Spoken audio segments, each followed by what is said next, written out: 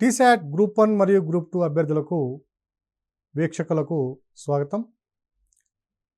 Geography group 1 prelims come mains విభాగంలో మనం చర్చిస్తున్న అంశము పీడనా మండలాల విస్తరణ. ఈ పీడనా మండలాల విస్తరణలో క్షితిజ సమాంతర విస్తరణ అనేది మనం ప్రధాన అంశంగా గత సెషన్లో చూస్తున్నాం. ఇప్పుడు దాని యొక్క కంటిన్యూషన్ మనం ప్రారంభించినట్లయితే ఈ ఉష్ణోగ్రత మరియు భూమి యొక్క భ్రమణము అనే అంశాల వల్ల పీడనా మండలాలు క్రింది విధంగా విస్తరించున్నాయి.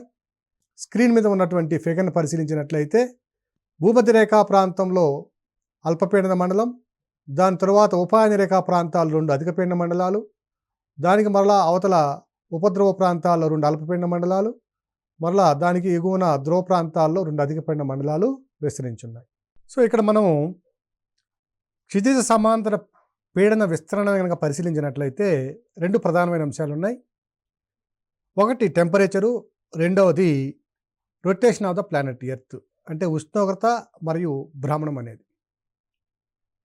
ఉష్ణోగ్రతను పరిశీలించినట్లయితే భూమధ్య రేఖా ప్రాంతంలో అధిక ఉష్ణోగ్రతల వద్ద వాయురాశులు వ్యాకోచించడం వల్ల వాయురాశుల పరిమాణం క్రింది స్థాయిలో తగ్గి ఫలితంగా పీడనం అనేది తగ్గుతుంది. ధ్రువాల వద్ద చూసినట్లయితే అల్ప ఉష్ణోగ్రతల వల్ల వాయురాశులు సంకోచించి వాటి యొక్క పరిమాణం దిగువ స్థాయిలో భూమి యొక్క సగటు ఎత్తుకి దగ్గరలో అధికంగా కేంద్రీకరించబడడం వల్ల వాయురాశుల పరిమాణం పెరిగి పీడనం అనేది కూడా పెరుగుతుంది. So thermally induced pressure belts can be scene at 2 locations. Thermally induced pressure belts can be seen at 2 locations because of high temperatures, low pressure at the equatorial region, and because of low temperatures, high pressures at the polar regions, both at the North Pole and South Pole.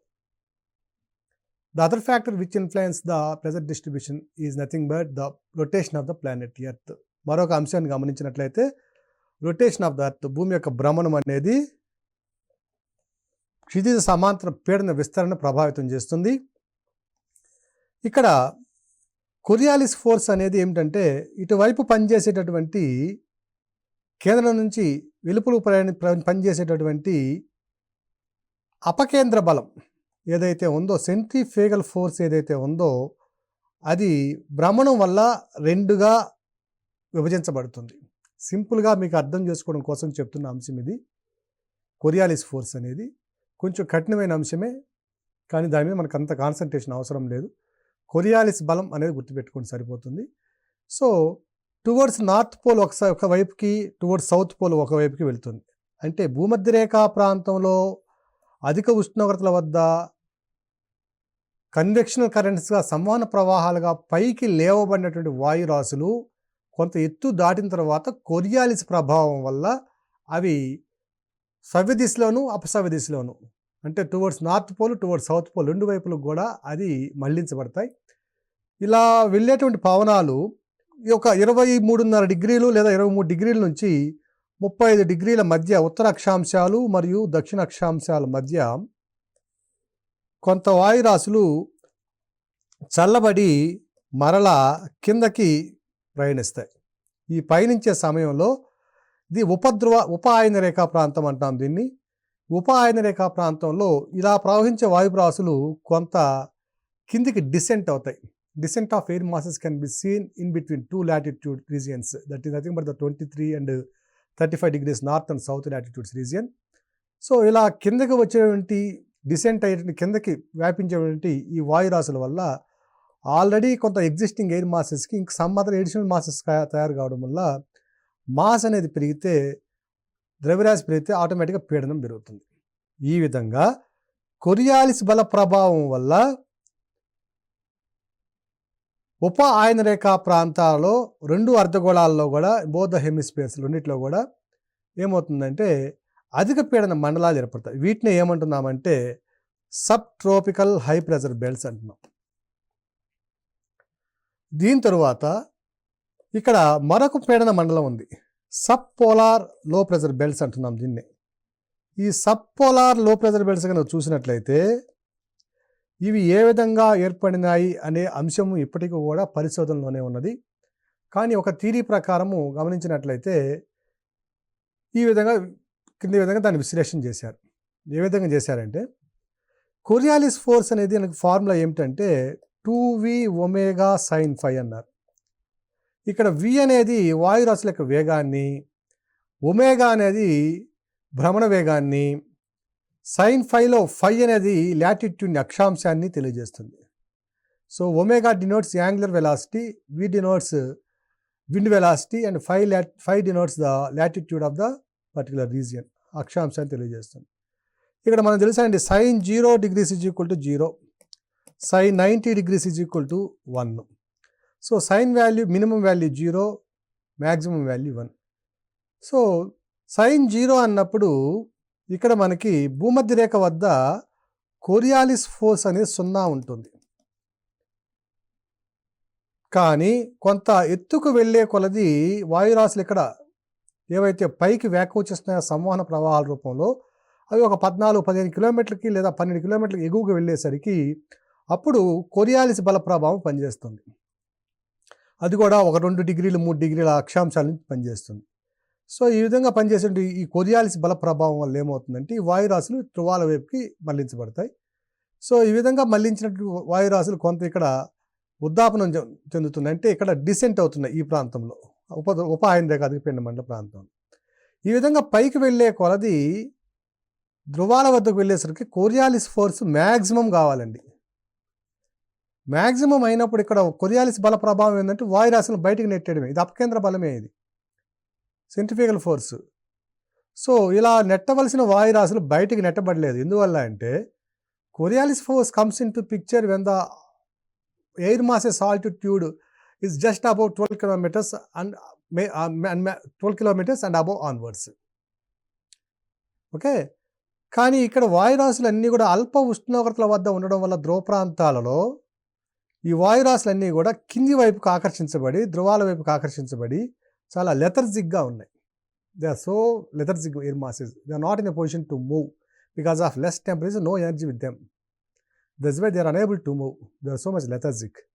So ఈ విధంగా ఉన్నటువంటి వాయురాశులు చాలా సోమరిపోతగా ఉండడం వల్ల ఏమవుతుందంటే అవి పైకి లేవబడలేదు. కానీ కొరియాలిస్ బల ప్రభావం మాత్రం ఎక్కువ చూపించాలి ఇక్కడ. ఎందువల్లంటే దీని యొక్క ప్రభావం సైన్ 90 ఒకటి ఉంది కాబట్టి 2v ఒమేగా అనేది కొరియాలిస్ బలం మ్యాక్సిమం ఫోర్స్ అవుతుంది. కానీ అలా చూపించకపోవడానికి కారణం ఏంటంటే low temperatures. So instead of showing its impact over the polar regions, it has been felt over the sub polar regions. That is one of the hypothesis given by the scientist. ఇక్కడ చూపించవలసినటువంటి Coriolis maximum ప్రభావము అక్కడ చూపించలేక ఎక్కడో చూపించింది. మన కోపం వస్తే మనం తల్లి మీద తండ్రి మీద చూపిస్తే వచ్చే కోపం మనం చూపించలేక వేరే వాళ్ళ ఎవరి మీద చూపిస్తాం. ఆ విధంగా instead of showing its impact over the polar regions, it has been felt, it has been shown its impact over the sub polar regions. That is why the air masses have been thrown away from these regions towards the polar regions. So ఈ విధంగా ధ్రువ ప్రాంతాల్లో చూపించబడవలసిన కోరియాలిస్ బల ప్రభావం ఉపధ్రువ ప్రాంతాల్లో చూపి అక్కడ ఉన్నటువంటి వాయురాశుల్ని towards polar reason మార్చడం వల్ల ఇక్కడ sub polar low pressure belt ఏర్పడిందని అభిప్రాయపడుతున్నారు. సో ఇక్కడ మనం చూసినట్లయితే ప్రెజర్ బెల్ట్స్ డిస్ట్రిబ్యూషన్ చూసినట్లయితే క్షితిజ సమాంతర విస్తరణ కనుక పరిశీలించినట్లయితే ప్యారలల్ డిస్ట్రిబ్యూషన్ చూసినట్లయితే 7 పీడన మండలాలు గుర్తించబడ్డాయి. మధ్యలో ఉన్నటువంటి భూమధ్య రేఖ అల్పపీడన మండలము, ధ్రువాల వద్ద ఉన్నటువంటి అధిక పీడన మండలాలు, ధ్రువ అధిక పీడన మండలాలు, polar high pressure belts. These 3 belts are created because of the thermal impacts. They are thermally induced pressure belts. ఇక sub tropical high pressure belt, sub polar low pressure belt, ఇవి రెండు 4 కనుక చూసినట్లయితే they are mechanically induced pressure belts. So మనకు తెలుసండి ఒక అల్పపీడన మండలము, దాని తర్వాత అధిక పీడన మండలము. ఇక్కడ చూసినట్లయితే భూమధ్య రేఖ వద్ద అల్పపీడనం లో, ఇది దీని తర్వాత మరలా హై, దీని తర్వాత మరలా లో, మరలా దీని తర్వాత హై. అదేవిధంగా ఈ అల్పపీడన మండలానికి దిగువన అధిక పీడన మండలం హై ప్రెజర్ బెల్ట్, దీని తర్వాత వల్ల అల్పపీడనం ప్రెజర్ బెల్ట్, దీని తర్వాత వల్ల అధిక పీడనం. So Pressure is not evenly distributed when we observe the distribution horizontally. A low pressure belt surrounded by two high pressure belts. Again, two low pressure belts have been created and again two high pressure belts have been created. ఈ విధంగా ఒక అల్పపీడనం అధిక పీడనం అల్పపీడనం అధిక పీడనం ఈ విధంగా క్రియేట్ చేయబడింది. మనకి విండ్ అంటే తెలుసండి, పవనం అంటే అధిక పీడనం నుంచి అల్పపీడనం వైపు ప్రయాణించేటువంటి వాయురాశి. చాలా సిల్లీ క్వశ్చన్ 2021లో కనుక సివిల్స్ ఫిలిమ్స్లో ఇచ్చాడు.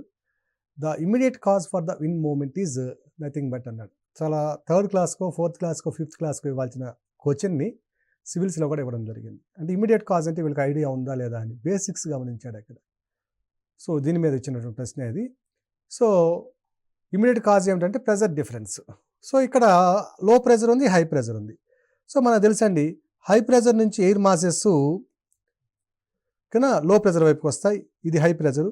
మరలా ఈ హై ప్రెజర్ నుంచి ఎయిర్ మాసెస్ ఇలా లో ప్రెజర్కి వెళ్తాయి. అలాగే ఈ హై ప్రెజర్ నుంచి ఎయిర్ మాసెస్ ఈ విధంగా వస్తాయి. సో వీటి యొక్క డైరెక్షన్ని ఎవరు నిర్ణయిస్తారంటే ఫెరల్ లా ఉంటుంది. ఈ ఫెరల్ లా ఏం చెప్తుందంటే the displacement of air masses will be influenced by Coriolis force in both the hemispheres, nothing but the northern and southern hemispheres, and they will be deflected towards right in northern hemisphere and they will be deflected towards left in the southern hemisphere. As per the Farrell's law, the air masses in northern hemisphere will be deflected towards right. So ఈ విధంగా feral లా ప్రకారము వాయురాశులు ఉత్తరార్ధగోళంలో కుడివైపుకి, దక్షిణార్ధగోళంలో ఎడమ వైపుకి మళ్లించబడతాయి. అవి వాటి యొక్క ప్రయాణించే స్థానాన్ని బేస్ చేసుకొని ఈ విధంగా చూసినప్పుడు పవన వ్యవస్థ కూడా అభివృద్ధి చెందింది. సో ఈ అధిక పీడన మండలం నుంచి ఉత్తరార్ధగోళంలో ఉన్నటువంటి ఇదేమో నార్దర్న్ హెమిస్ఫియర్, ఇదేమో సదరన్ హెమిస్ఫియర్. ఈ ఉత్తరార్ధగోళంలో ఉన్న sub tropical high pressure belt నుంచి దక్షిణార్ధగోళంలో ఉన్న sub tropical high pressure belts ఉపాయన రేఖ అధిక పీడన మండలం నుంచి towards equatorial low pressure belts wind systems are developed. ఈ విధంగా డెవలప్ అయ్యి వీచే గాలులకి పేర్లు పెట్టారు. అలాగే ఈ సబ్ ట్రోపికల్ ఫిగర్లో చూడండి, ఈ sub tropical high pressure belt నుంచి ఈ sub polar low pressure belt ఏదైతే ఉందో ఇక్కడికి వీచే పవనాలను ఏమన్నామంటే వీటికి ఒక పేరు పెట్టారు. అలాగే పోలార్ హై ప్రెజర్ బెల్ట్, ఇది పోలార్ హై ప్రెజర్ బెల్ట్ నుంచి ఈ sub polar low pressure belt వైపుకు వీచే పవనాలకు మరొక పేరు పెట్టాడు. సో ఇవన్నీ కూడా పర్మనెంట్ విండ్స్. భూమి ఉన్నంత కాలము, భూమి మీద సూర్యుడి యొక్క ప్రభావం ఉన్నంతకాలం ఈ విండ్ సిస్టమ్స్లో ఎటువంటి మార్పు రాదు. అందువల్లనే పర్మనెంట్ విండ్ సిస్టమ్ అన్నాం వీటిని. కన్నా ప్రపంచ పవనాలని పిలిచారు వీటిని. వీటికి ఏమని పేర్లు పెట్టారంటే ఈ భూమధ్య రేఖ అల్పపీడనం వైపుకి ఉపాయన రేఖ అధిక పీడన మండలం నుంచి వీచే ఈ పవనాలకి ఏమని పేరు పెట్టారంటే వ్యాపార పవనాలని పేరు పెట్టారు. ట్రేడ్ విండ్స్ అన్నాం. Trade means a perfect path in German literature. They are not associated with any trade. Because of translation problem, they have been named like this. So, trade winds అన్నాం. ఇవి ఈశాన్యం నుంచి వస్తున్నాయి కాబట్టి వీటిని నార్త్ ఈస్ట్ ట్రేడ్ విండ్స్ అన్నారు. ఇవి ఆగ్నేయం నుంచి వస్తున్నాయి కాబట్టి సదరన్ హెమిస్ఫియర్లో వీటిని ఏమన్నారంటే సౌత్ ఈస్ట్ ట్రేడ్ విండ్స్ అన్నాం. అలాగే ఈ sub tropical high pressure belt నుంచి ఇక్కడ ఉన్నటువంటి సబ్ పోలార్ లో ప్రెజర్ బెల్ట్కి పశ్చిమం నుంచి తూర్పుకు ప్రయాణించినట్లుగా ప్రయాణిస్తాయి. ఈ విధంగా ప్రయాణిస్తున్నాయి. ఇక్కడ sub polar low pressure belt ఇది. సో ఇవి పశ్చిమ నుంచి తూర్పు ప్రయాణించేట్టుగా ఉన్నాయి కాబట్టి వీటి పశ్చిమ పవనాలు లేదా వెస్టర్లీస్ అన్నారు. అలాగే ఇక్కడ ఒక హై ప్రెజర్ బెల్ట్ ఉందండి. ఇక్కడ ఉన్న హై ప్రెజర్ బెల్ట్ని ఏమంటున్నామంటే పోలార్ హై ప్రెజర్ బెల్ట్. ఇక్కడున్న హై ప్రెజర్ బెల్ట్ని ఏమంటున్నామంటే పోలార్ హై ప్రెజర్ బెల్ట్స్ అంటున్నాం. తూర్పు నుంచి పశ్చిమానికి ప్రయాణించినట్లుగా ఉంటాయి. వీటిని ఏమన్నారంటే పోలార్ ఈస్టర్లీస్ అన్నారు. పోలార్ ఈస్టర్లీస్ ధ్రువ తూర్పు పవనాలు అన్నారు, లేదా తూర్పు ధ్రువ పవనాలు అంటారు. సో ఈ విధంగా ప్రపంచ పవన వ్యవస్థకు గల కారణం ఏమిటంటే క్షితిజ సమాంతరంగా పీడన మండలాల విస్తరణ ఏకరీతిగా ఉండకపోవడం, ఒక అల్పపీడనం వెంబడి 2 అధిక పీడనాలు విస్తరించి ఉండడం, ఫలితంగా పీడన వ్యవస్థలో ఉన్నటువంటి అంతరాల వల్ల అధిక పీడనం నుంచి అల్పపీడనానికి వాయురాశులు ప్రయాణించడం వల్ల పవన వ్యవస్థలు జన్మించాయి. ఈ పవన వ్యవస్థ ఎప్పుడు నిరంతరంగా సాగే వ్యవస్థను ఏమన్నామంటే పర్మనెంట్ విండ్ సిస్టమ్ అన్నాం. ప్రపంచ పవనాలు అంటున్నాం. ప్రపంచ పవనాలని 3 రకాలుగా విభజించాం. Sub tropical high pressure belt నుంచి ఈక్వటోరియల్ లో ప్రెజర్ బెల్ట్కి వీచే పవనాలు, వీటిని ఏమన్నామంటే ట్రేడ్ విండ్స్ అన్నాం, వ్యాపార పవనాలు అన్నాం. ఇవి నార్త్ ఈస్ట్ కాబట్టి నార్త్ ఈస్ట్ ట్రేడ్ విండ్స్, ఇవి సౌత్ ఈస్ట్ నుంచి వస్తున్నాయి కాబట్టి సౌత్ ఈస్ట్ ట్రేడ్ విండ్స్ అన్నాం. అలాగే ఈ sub tropical high pressure belt నుంచి ఈ sub polar low pressure belt అంటే ఉపద్రవ అల్పపీడన మండలానికి వీచే వాటిని వెస్టర్లీస్ అన్నాం. అలాగే ధ్రువ ప్రాంతం నుంచి ఉపద్రవ అల్పపీడన మండలానికి వీచే వాటిని ఈస్టర్లీస్ అంటే తూర్పు పవనాలు అన్నాం. సో ప్రపంచ పవనాలు 3 రకాలుగా వర్గీకరించుకున్నాం. వ్యాపార పవనాలు, పశ్చిమ పవనాలు, ధ్రువ తూర్పు పవనాలు. ఈ విధంగా ఒక వ్యవస్థ ఉంది. మొత్తం మీద వాయురాశుల యొక్క ప్రవాహాన్ని బట్టి, వాటి యొక్క సమయాన్ని బట్టి, వాటి ప్రవహించే కాలాన్ని బట్టి 3 రకాలుగా వర్గీకరించుకోవడం జరిగింది. అవి ఒకటి పర్మనెంట్ విండ్ సిస్టమ్ అంటే ప్రపంచ పవనాలు. రెండవది మాన్సూనల్ విండ్ సిస్టమ్ అంటే ఋతుపవనాలు. ఇది మన సిలబస్లో ఉన్నది. ఇవి అర్థం కావడం కోసము మనము ఒక 4-5 సెషన్స్ చెప్పుకోవాల్సి వచ్చింది. అదేవిధంగా ఈ మనం ఇంతకుముందు చెప్పుకున్న సెషన్స్ అన్నీ కూడా, దీనికి బేస్ అయినటువంటి సెషన్స్ అన్నీ కూడా మనకి ప్రిలిమినరీలో వరల్డ్ జియోగ్రఫీలో ఉన్నాయి కాబట్టి మనం ఇక్కడ ఏమి వేస్ట్ చేసింది కూడా లేదు, అన్నీ కూడా మనం చదవాల్సిన అంశాలే. ఇక మూడవది వచ్చి స్థానిక పవనాలు, లోకల్ విండ్స్, స్థానిక పవనాలు. సో మనకి సిలబస్లో ఉన్నటువంటి ఋతుపవనాలు అనేది చాలా ఇంపార్టెంట్ టాపిక్ ఇక్కడ మెయిన్స్ పాయింట్ ఆఫ్ వ్యూలో. సో ఋతుపవన వ్యవస్థ యొక్క ఆవిర్భావము, దాని యొక్క అభివృద్ధి, దాని యొక్క విస్తరణ అనేది చాలా ప్రధానంగా కేంద్రీకరించవలసిన అంశం మనం ఇది. ఇక దీన్ని మాన్సూన్ విండ్ సిస్టమ్ మరొక ప్రత్యేకమైన సెషన్లో తెలుసుకుందాం. ఇక ఇవి కాకుండా ఈ ట్రేడ్ విండ్స్, పశ్చిమ పవనాలు, తూర్పు పవనాలు కాకుండా ఋతుపవన వ్యవస్థ అభివృద్ధి చెందడానికి గల కారణాన్ని కనుక మనం పరిశీలించినట్లయితే దీనికి ఒక ప్రత్యేకమైన అంశం ఉంది. ఇక్కడ సూర్యుడి చుట్టూ భూమి దీర్ఘవృత్తాకార కక్షలో పరిభ్రమిస్తున్నాడు. సో ఇక్కడ 4 ఫేజెస్ని మనం చూడొచ్చండి.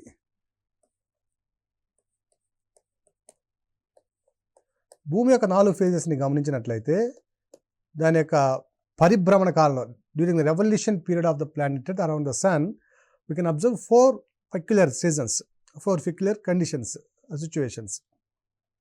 March 21 or 22, next June 21 or 22, third one September 22 or 23, and December 21 or 22. 4 ఫేజెస్ని మనం గమనిస్తాం. సో ఎందుకు ఫేజెస్ గమనిస్తున్నామంటే సూర్యుని యొక్క లంబ కిరణాలు ఏ టైంలో ఏ విధంగా ఉన్నాయి దాన్ని బేస్ చేసుకుని 4టిని మనం పరిశీలిస్తున్నాం. ఇక్కడ మార్చి 21, 22 కనుక మనం గమనించినట్లయితే, ఇక్కడ సూర్యుడు ఉన్నట్లయితే ఇది భూమధ్య రేఖ అయితే, ఈ కర్కాటక రేఖ మకర రేఖ అయితే, ఈ సూర్యుని యొక్క కిరణాలు నెట్టనిలోగా ఎక్కడ పడుతున్నాయంటే భూమధ్య రేఖ మీదనే పడుతున్నాయి. సూర్యుని యొక్క నెట్టనిలో కిరణాలు భూమధ్య రేఖ మీద పడుతున్నాయి. తర్వాత భూమి ఈ విధంగా పశ్చిమ నుంచి తూర్పుకి ప్రయాణిస్తూ ఉన్నాడు. ఇది మార్చి 21, 21 అయితే, ఇక జూన్ 21కి వచ్చేసరికి ఈ సూర్యుని యొక్క లంబ కిరణాలు ఎక్కడ ప్రయాణిస్తున్నాయంటే, ఇది భూమధ్య రేఖ, ఇది 23.5 డిగ్రీల ఉత్తర అక్షాంశము. ఈ సూర్యుని యొక్క లంబ కిరణాలు ఖచ్చితంగా కర్కాటక రేఖ మీద, ట్రోపిక్ ఆఫ్ క్యాన్సర్ మీద పడుతున్నాయండి. ఇక తర్వాత స్టేజ్ కనుక చూసినట్లయితే సెప్టెంబరు 21 ఆర్ 22 కనుక మనం గమనించినట్లయితే, మరలా సూర్యుని యొక్క లంబ కిరణాలు ఎగ్జాక్ట్గా ఈక్వటోరియల్ రీజన్ మీద పడుతున్నాయి. ఇది సెప్టెంబర్ 21 ఆర్ 22. ఇక మరి ఒక పరిస్థితిని కనుక గమనించినట్లయితే డిసెంబర్ 21 ఆర్ 22 ఇది భూమధ్య రేఖ. దీనికి ఉన్నది tropic of Capricorn Makar Rekha 23 degrees south latitude. So ఈ సూర్యకిరణాలు కరెక్ట్గా లంబరేఖ మీద పడుతుంది. సో ఈ 4 phases కనుక మనం పరిశీలించినట్లయితే 4 దశలలో సూర్యకిరణాల యొక్క ప్రభావం 4 రకాలుగా ఉంది. మార్చి 21 ఎగ్జాక్ట్గా భూమధ్య రేఖ మీద, తర్వాత జూన్ 21 నాటికి ఎగ్జాక్ట్గా ట్రోపిక్ ఆఫ్ క్యాన్సర్ కర్కాటక రేఖ మీద, మరలా సెప్టెంబర్ 21 నాటికి ఇటు వెళ్ళినటువంటి భూమధ్య రేఖ నుంచి కర్కాటక రేఖ వైపుకు వెళ్ళినటువంటి సూర్యకిరణాలు క్రమంగా మరలా తిరోగమనం చెంది సెప్టెంబర్ 21 నాటికి మరలా భూమధ్య రేఖ మీదకి వచ్చాయి. మరలా సెప్టెంబర్ 21 నుంచి డిసెంబర్ 21 నాటికి భూమధ్య రేఖను దాటి మకర రేఖ మీదకి వస్తున్నాయి. మరలా డిసెంబర్ 21 నుంచి మార్చి 21 నాటికి మరలా భూమధ్య రేఖ మీదకి వెళ్తున్నాయి. సూర్యుడి నుంచి వచ్చే లంబ కిరణాలు మార్చి 21న భూమధ్య రేఖ ఉంటే దాన్ని వెర్నల్ ఈక్నాస్ అన్నాం, విషవత్తులు అంటాం దీన్ని. తరువాత జూన్ 21కి కర్కాటక రేఖ మీద వెళ్తుంది, ఓకేనా. నెక్స్ట్ దాని తర్వాత మరలా భూమధ్య రేఖ మీదకి, మరలా భూమధ్య రేఖ నుంచి మరలా మకర రేఖ మీదకి వస్తుంది. ఈ లంబకిరణాలు ఈ ట్రోపిక్స్లోనే ప్రయాణిస్తున్నాయి, ట్రోపిక్స్లోనే అటు ఇటుగా తిరుగుతుంది. ఫలితంగా సంవత్సరం పొడవునా ఈ ప్రాంతంలో అధిక ఉష్ణోగ్రతలు అనేవి నమోదవుతాయి. మార్చి 21 నుంచి జూన్ 21 మరలా సెప్టెంబర్ 21 వరకు ఫిగర్లో గమనించండి. మార్చి 21 నుంచి జూన్ 21కి పైకి వెళ్ళే కిరణాలు ఇక్కడున్నాయి. అప్పుడు మళ్ళా జూన్ 21 నుంచి సెప్టెంబర్ 21 వరకు ఉత్తరార్ధగోళంలో సూర్యుని యొక్క లంబ కిరణాలు ఉన్నాయి కాబట్టి ఈ ప్రాంతంలో ఇది నార్దర్న్ హెమిస్ఫియర్లో వేసవి కాలం అవుతుంది, సమ్మర్ అవుతుంది.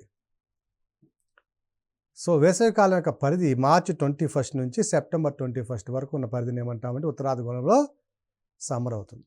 ఎందువల్ల సూర్యుని యొక్క లంబ కిరణాలన్నీ కూడా ఉత్తరార్ధగోళంలో ఉన్నాయి కాబట్టి. అదే సందర్భంలో దక్షిణార్ధగోళంలో సూర్యుని యొక్క లంబకిరణాలు లేవు కాబట్టి ఈ ప్రాంతంలో ఇది ఈ పరిస్థితిలో ఇక్కడ వింటర్ అవుతుంది. నెక్స్ట్ సెప్టెంబర్ 21 నుంచి డిసెంబర్ 21 వరకు సూర్యకిరణాలు మకర రేఖ మీదకు ప్రయాణించి మరలా మార్చి 21 నాటికి భూమధ్య రేఖను చేరుతున్నాయి. సో మార్చి 21 అంటే సెప్టెంబర్ 21 నుంచి మార్చి 21 వరకు దక్షిణార్ధగోళంలో ఇది సమ్మర్, వేసవికాలం. ఇక్కడ సమ్మర్ అయినప్పుడు నార్దర్న్ హెమిస్ఫియర్లో వింటర్ అవుతుంది. అంటే ఉత్తరార్ధగోళంలో ఒక 6 నెలలు వేసవికాలం ఉంటే అదే పరిస్థితిలో ఇక్కడ దక్షిణార్ధగోళంలో చలికాలము, శీతాకాలము.